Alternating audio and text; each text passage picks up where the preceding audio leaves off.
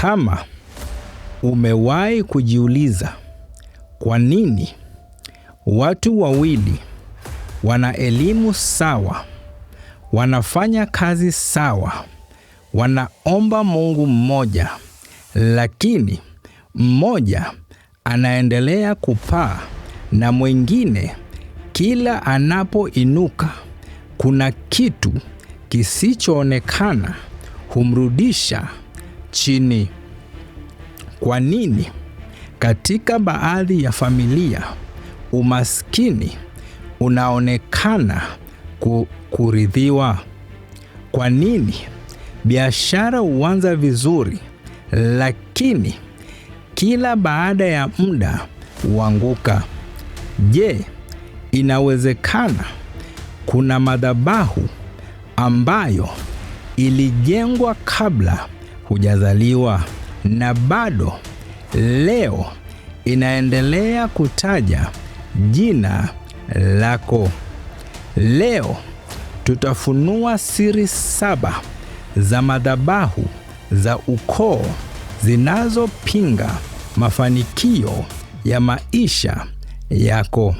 Lakini mwisho wa video hii nitakuonyesha kwa nini Yesu alikufa msalabani na kwa nini hilo pekee halitoshi kama hujui madhabahu unayopambana nayo.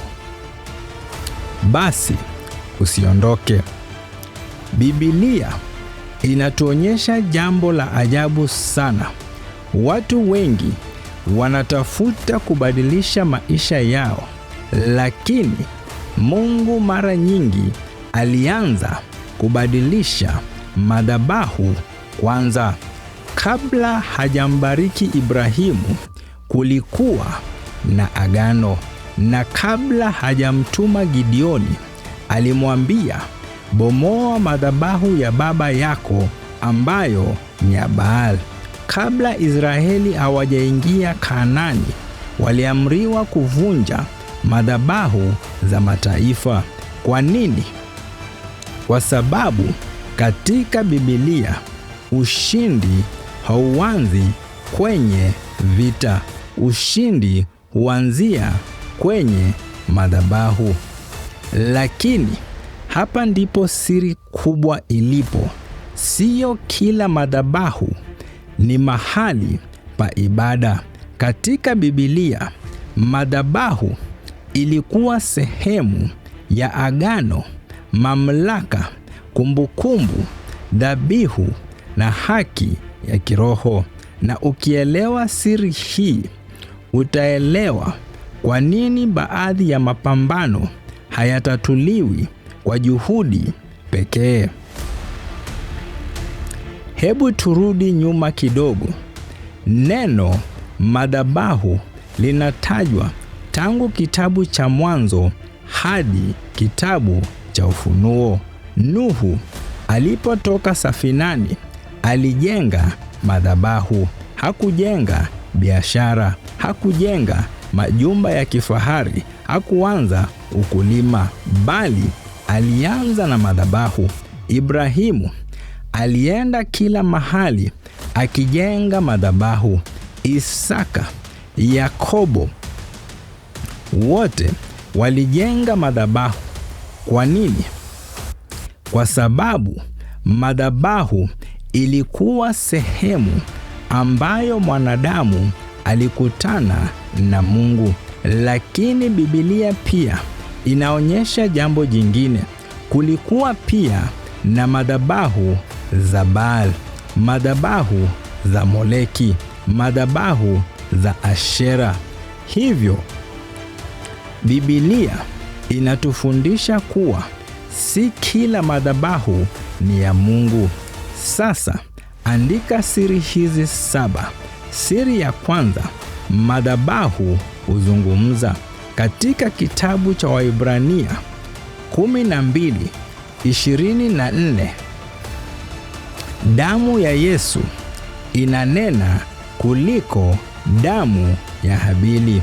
Ukisoma mstari huu kwa makini, utaona damu inaweza kunena, na damu hunena juu ya madhabahu. Ndiyo maana katika Mwanzo 4, damu ya Habili ilimlilia Mungu. Ikiwa damu inaweza kunena, swali ni hili: ni sauti gani inayotoka kwenye historia ya familia yako? Andika siri ya pili: madhabahu huweka mwelekeo wa vizazi. Katika kitabu cha Kutoka sura ya 20 kuanzia 5 hadi 6 inaonyesha matokeo ya dhambi yanaweza kugusa vizazi, huku pia ikitangaza rehema ya Mungu kwa maelfu ya vizazi wanaompenda Mungu. Katika simulizi nyingi za Biblia tunaona matendo ya wazazi yakiacha athari kwa watoto wao. Hii si kusema kwamba kila shida ya mtu hutokana na ukoo wake, lakini Biblia inaonyesha kwamba historia ya kiroho ya familia inaweza kuwa na ushawishi unaohitaji kukabiliwa kwa toba, imani na utii kwa Mungu. Andika siri ya tatu: madhabahu hutoa haki ya kiroho. Ayubu alimtolea Mungu sadaka kwa ajili ya watoto wake. Ibrahimu alitoa Isaka. Nuhu alitoa sadaka. Katika Biblia, madhabahu ilihusishwa na agano na ibada. Ndio maana Yesu ndiye alitimiza sadaka kamilifu kwa ajili yetu. Andika siri ya 4: madhabahu huathiri maamuzi. Katika agano la kale tunaona mara nyingi watu walipojitenga na Mungu walijenga madhabahu kwa miungu mingine, na matokeo yake yakawa ni kuharibika kwa maamuzi yao na taifa lote. Biblia inasisitiza kwamba kile tunachokiabudu huathiri namna tunavyoishi. Andika siri ya 5: madhabahu huvutia kile kinachoabudiwa. Elijah alijenga madhabahu, moto ukashuka. Baal alijenga madhabahu, hakukuwa na moto. Siri ni hii: madhabahu huvutia kile inachokiwakilisha. Ndiyo maana Mungu aliwaita watu wake wamwabudu yeye peke yake.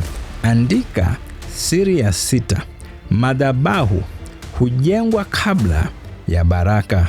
Ibrahimu kila alipofika sehemu mpya alianza kwa kujenga madhabahu.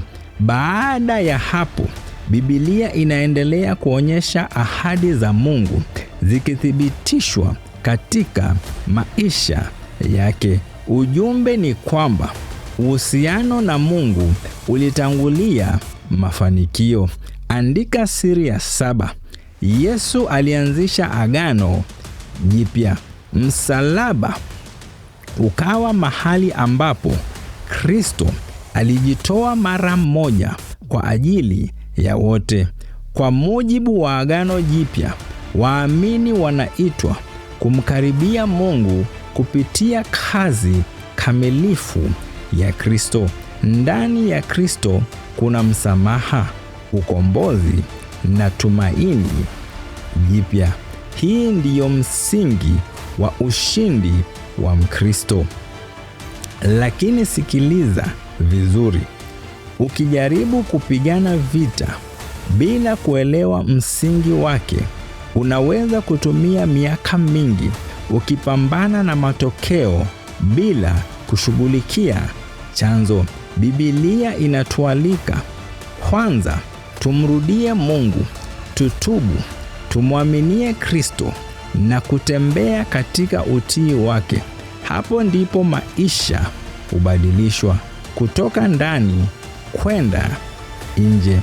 Lakini kuna swali moja ambalo bado halijajibiwa. Ikiwa kweli kuna historia mbaya ya kiroho, Mkristo anawezaje kusimama katika ushindi ambao Kristo ameshaupata? Je, Biblia inafundisha nini kuhusu kuvunja mifumo ya dhambi, ibada za uongo na vifungo vya zamani kupitia Kristo? Hilo ndilo tutakalolifunua kwa kina katika kipindi kijacho. Katika video inayofuata ya siri za kuvunja madhabahu za ukoo kibibilia, tutachunguza kwa nini Gideoni alianza kwa kubomoa madhabahu, nguvu ya toba na kumrudia Mungu, umuhimu wa kazi ya msalaba wa Kristo, jinsi Kristo anavyosimama katika mamlaka ya Kristo dhidi ya kila nguvu inayompinga, maombi ya kibibilia ya kusimama katika uhuru ambao Kristo ametupa. Sasa basi, usikose. Na kama mafundisho haya yamekubariki, bonyeza like, subscribe na washa kengele ya arifa ili usikose sehemu ya pili ya mfululizo huu. Andika kwenye maoni, Yesu ndiye msingi wa ushindi wangu. Na kama unapitia mapambano ya muda mrefu ya kiroho, unahitaji ushauri wa kiuchungaji au maombi, wasiliana nami kupitia mawasiliano yaliyo kwenye maelezo ya video au kwenye tovuti ya huduma yetu. Tutafurahi kuomba na wewe, kukushauri kwa msingi katika safari yako ya imani, huku tukimtegemea Kristo ambaye ndiye chanzo cha ukombozi na ushindi wa kweli. Je, unaweza kuwa umenisikiliza, umekuwa ukinifuatilia na bado haujampokea Bwana Yesu katika maisha yako? Sasa rudia nyuma yangu. Sema, Bwana Yesu, mimi ni mwenye dhambi. Niko mbele zako. Nisamehe leo dhambi zangu zote na makosa. Futa jina langu kwa kitabu cha hukumu. Andika jina langu kwa kitabu cha uzima. Nimeukubali Yesu uwe Bwana na mkombozi wa maisha yangu kuanzia leo na hata milele. Amen and amen. Mungu akubariki. Tuonane tena wiki ijayo wakati kama huu. God bless you and shalom.